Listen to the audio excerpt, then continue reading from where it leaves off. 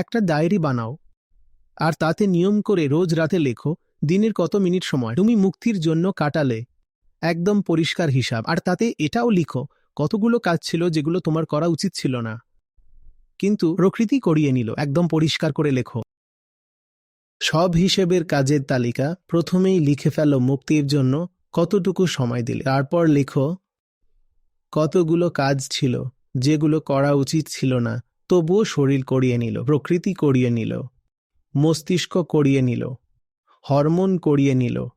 এই হিসেবটা প্রতি সপ্তাহে এমন কাউকে দেখাও যাকে দেখানোটা ঝুঁকি হতে পারে। যেটা এখানে লেখা আছে, সপ্তাহে সপ্তাহে নিয়ম করে এমন কাউকে দেখাও যাকে দেখানোটা ঝুঁকির হতে পারে। নম্বর 2, তোমার মাসিক খরচ থেকে বলো নিজের মুক্তির উদ্দেশ্যে কত খরচ করছো।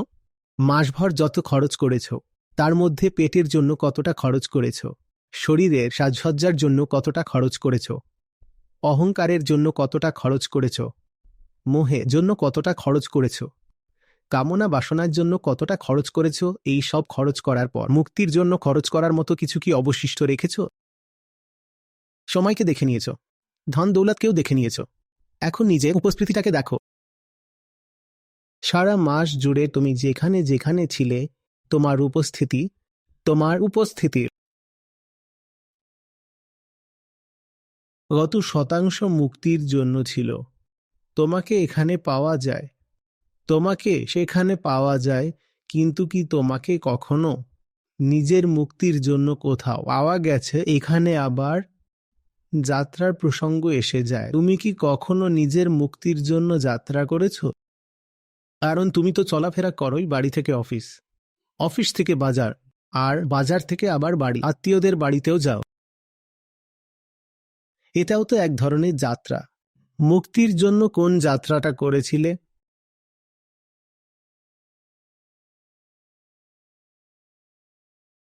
প্রতি সপ্তাহে নিজের জন্য কোনো গ্রন্থের কিছু অধ্যায় পড়ার জন্য ঠিক করে নাও।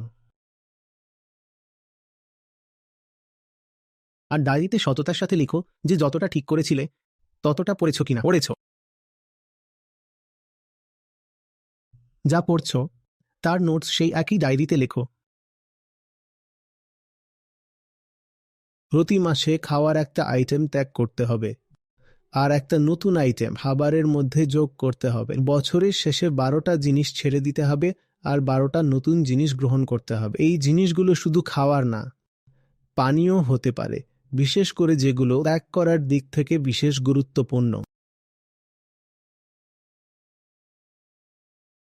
এখানে একটা হিন্ট দাও, ছেড়ে দেওয়া মানে শুধু সেই জিনিসগুলো ছাড়া নয় যেগুলো তোমার ক্ষতি করে। ছেড়ে দেওয়া মানে হলো সেই জিনিসগুলো ত্যাগ করা যেগুলো পশুদের ক্ষতি করে। প্রতিদিন দুনিয়া সম্পর্কে কোনো না কোনো দিক থেকে, ইতিহাস, বিজ্ঞান, ভূগোল, রাজনীতি, ধর্ম, সামাজিক বিজ্ঞান,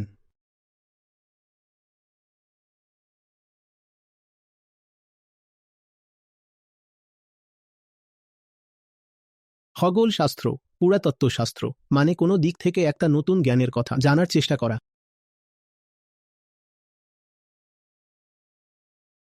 অনলাইন জ্ঞান ভান্ডার অনেক আছে। উইকিপিডিয়ার যুগে এটা জানা মাত্র 5 থেকে 15 মিনিটের কাজ হওয়া উচিত। শুধু প্রতিদিন একটা নতুন জিনিস জানলেই হলো।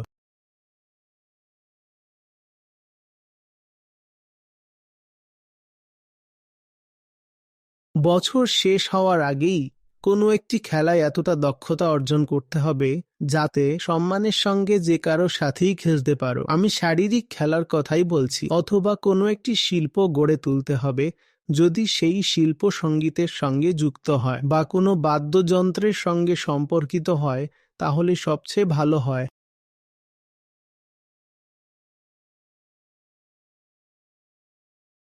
আর সবচেয়ে ভালো হবে পরিবেশ আর পশুদের প্রতি সচেতনতা বাড়ানোর জন্য কোনো অর্থবহ অভিযানের অংশ হওয়া।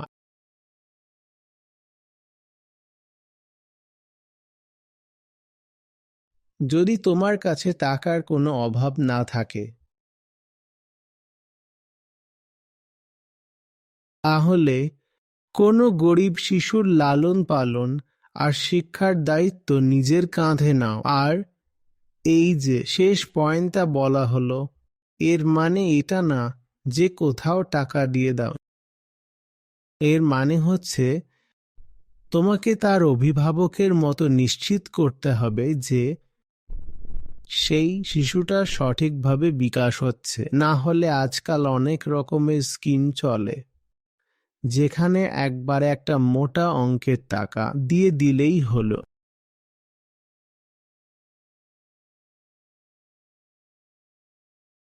কোনো সংস্থা যদি একটা এনজিও হয় আর সেটা তোমার দেওয়া টাকায় কোনো বাচ্চাকে খাওয়া দাওয়া দেবে, ওকে পড়াশোনা শেখাবে, আমি সেই ব্যাপারে বলছি না। আমি এমন কারো অভিভাবক হওয়ার কথা বলছি যে আপনার শরীর থেকে জন্মগ্রহণ করেনি। ওকে, একটা বাচ্চার মতো লালন পালন করা মানে এই না যে তুমি ওকে নিজের বাড়িতেই নিয়ে আসবে। যদি সে নিজের বাড়িতে লালন পালন হচ্ছে, বড় হয়ে উঠছে, তাহলে তাতে কোনো সমস্যা নেই, কিন্তু আপনি এটা নিশ্চিত করবেন যে সে সঠিক শিক্ষা পাচ্ছে, তার বিকাশ হচ্ছে। আর এটা নিশ্চিত করতে শুধু টাকা দেওয়া যথেষ্ট হবে না, আপনাকে সময়ও দিতে হবে।